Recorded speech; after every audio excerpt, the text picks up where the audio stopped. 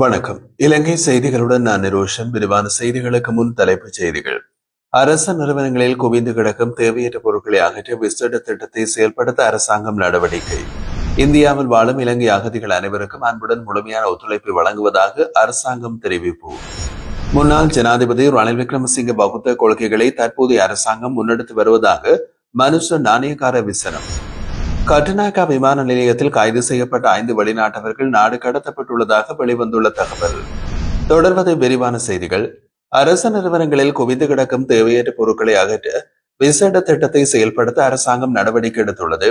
செய்தி வாரம் என்று பிரகடனப்படுத்தப்பட்டுள்ள இந்த திட்டம் செப்டம்பர் மாதம் 1ஆம் தேதி முதல் 4ஆம் தேதி வரை செயல்படுத்தப்படுகின்றது. அரசு நிறுவனங்களில் உள்ள அதிகாரிகள் சுதந்திரமாக தங்கள் கடமைகளை செய்வதற்கு ஏற்ற சுத்தமான, ஆரோக்கியமான, பாதுகாப்பான மற்றும் ஆபத்தற்ற சூழலை உருவாக்கும் நோக்கில் இந்த திட்டம் முன்னெடுக்கப்படுகின்றது. இதற்காக பொது நிர்வாகம், மாகாண சபைகள் மற்றும் உள்ளூராட்சி அமைச்சின் செயலாளர் விசேட சுற்றறிக்கை ஒன்றை வெளியிட்டுள்ளதோடு அனைத்து அமைச்சின் செயலாளர்கள், மாகாண சபை தலைமை செயலாளர்கள், திணைக்கள தலைவர்கள், மாவட்ட செயலாளர்கள், அரச கூட்டுத்தாபனங்களில் பிரதானிகள் ஆகியோருக்கு அனுப்பப்பட்டுள்ளதாகவும் தெரிவிக்கப்படுகிறது. கிளீன் ஸ்ரீலங்கா தேசிய திட்டத்தோடு இணைந்து இது செயல்படுத்தப்பட உள்ளதோடு தேவையான மற்றும் தேவையற்ற பொருட்களை அடையாளம் கண்டு தேவையற்ற பொருட்களை அப்புறப்படுத்துவது இதன் போது இடம்பெற உள்ளது. இந்த வாரத்தில் அரசு நிறுவனங்கள் எவ்வாறு செயல்பட வேண்டும் என்பது குறித்து வழிகாட்டுதல்களின் தொகுப்பையும் பொது நிர்வாகம், மாகாண சபைகள் மற்றும் உள்ளூராட்சி அமைச்சு வெளியிட்டுள்ளது.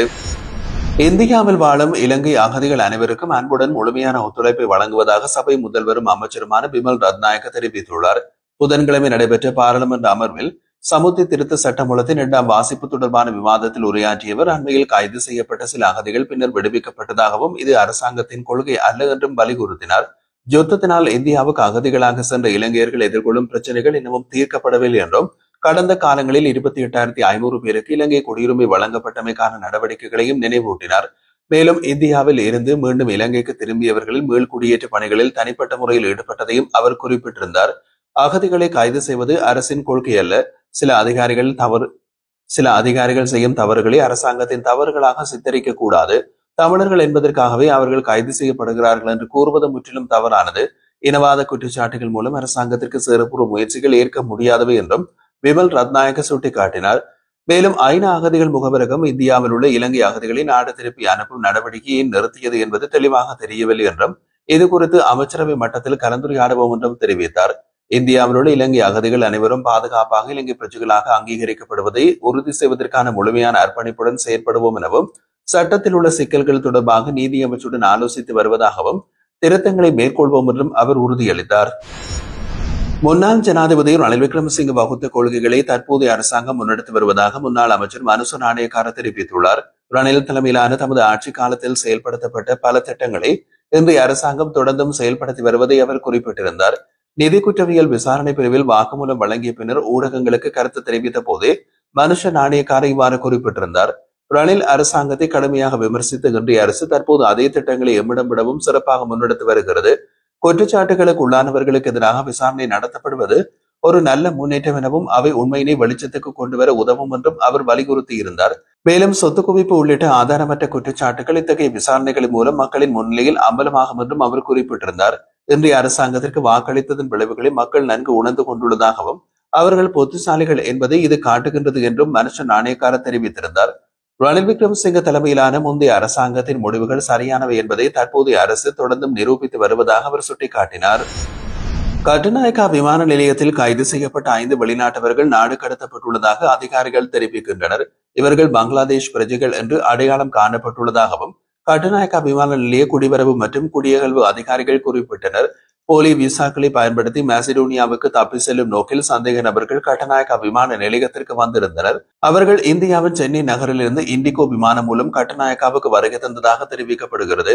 விமான நிலைய தலைமை குடிவரவு அதிகாரி அவர்களை சந்தேகத்தின் அடிப்படையில் விசாரித்த போது மாசிடோனியாவுக்கான போலி விசாக்கள் அவர்களிடமிருந்து கண்டுபிடிக்கப்பட்டது. விசாக்கள் எல்லை கண்காணிப்பு பிரிவுக்கு ஒப்படைக்கப்பட்டு மேலதிக பரிசோதனை நடத்தப்பட்டதில் அவை போலியானவை என்று உறுதி செய்யப்பட்டுள்ளது. மேலும் விசாரணையில் சந்தேக நபர்கள் இலங்கைக்கு வந்த 2 நாட்களுக்கு பிறகு மாசிடோனியாவுக்கு தப்பிச் செல்ல திட்டமிட்டிருந்ததும் தெரிய வந்தது. இதனைத் தொடர்ந்து அவர்கள் இண்டிகோ ஏர்லைன்ஸ் அதிகாரிகளிடம் ஒப்படைக்கப்பட்டு நாடு கடத்தப்பட்டனர். இலங்கை செம்மணியில் நடைபெற்ற குற்றங்களை அங்கீகரித்து அதை சர்வதேச குற்றவியல் நீதிமன்றத்திற்கு பரிந்துரைக்கும் நாடாளுமன்ற தீர்மானத்தை பிரித்தானியா நிறைவேற்ற வேண்டும் என்று வலியுறுத்தப்பட்டுள்ளது. பிரித்தானியாவை தளமாக கொண்டு செயல்படும் ஒரு தமிழ் அமைப்பு அந்த நாட்டு பிரதமர் கெய் ஸ்டாமரிடம் மனு ஒன்றை சமர்ப்பித்து இந்த கோரிக்கையினை முன்வைத்துள்ளது. முன்னாள் இலங்கை ராணுவ தளபதி ஷவேந்திர சில்வா உள்ளிட்ட மூத்த ராணுவ அதிகாரிகளுக்கு எதிராக பிரித்தானியா அண்மையில் விதித்த தடைகளை அந்த அமைப்பு வரவேற்றதோடு அவை போதுமானவை அல்ல என்றும் சுட்டிக்காட்டியுள்ளது.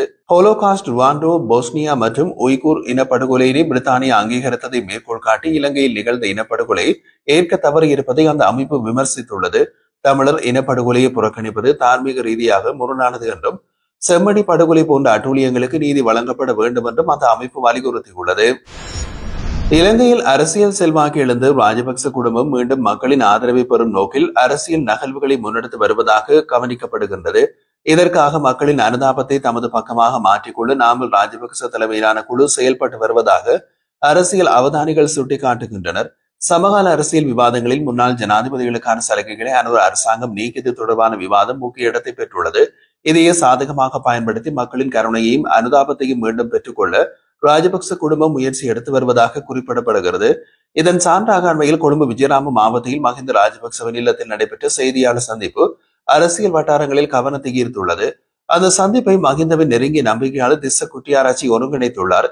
இந்த சந்திப்பில் ஷிராந்தி ராஜபக்சவை முன்னிலைப்படுத்தாமல் மஹிந்தவையை முன்னிலைப்படுத்தியிருந்தமை குறித்த விவாதங்களும் எழுந்துள்ளன. மேலும் அங்கு கலந்து கொண்ட தேரர் ஒருவர் நாமல் ராஜபக்ச நீண்ட காலம் ஜனாதிபதியாக பதவி வகிக்க வேண்டும் என்று பிரார்த்தனை செய்திருப்பதும் குறிப்பிடத்தக்கது.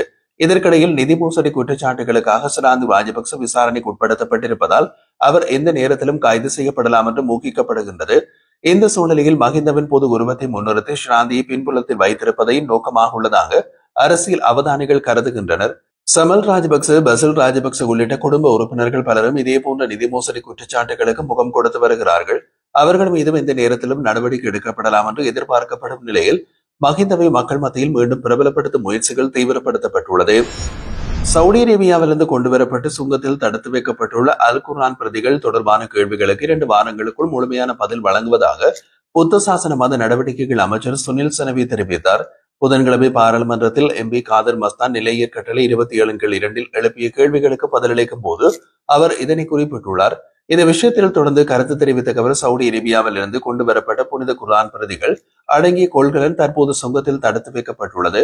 இது தொடர்பாக நாங்கள் ஏற்கனவே கவனம் செலுத்தி நடவடிக்கைகளை முன்னெடுத்து வருகின்றோம். குர்ஆன் பிரதிகளை விடுவிப்பதற்கான நடைமுறைகள் நடைபெற்று வருகின்றன. ஆனால் மொழிபெயர்ப்பதற்கான போதுமான நேரம் இல்லாத காரணத்தால் உடனடியாக பதிலளிக்க இயலவில்லை என்றார். எனினும் காதர் மஸ்தான் எம்பி எழுப்பிய கேள்விகளுக்கு நிச்சயமாக 2 வாரங்களுக்குள் பதில் அளிப்பேன் என்றும் அமைச்சர் உறுதியளித்தார்.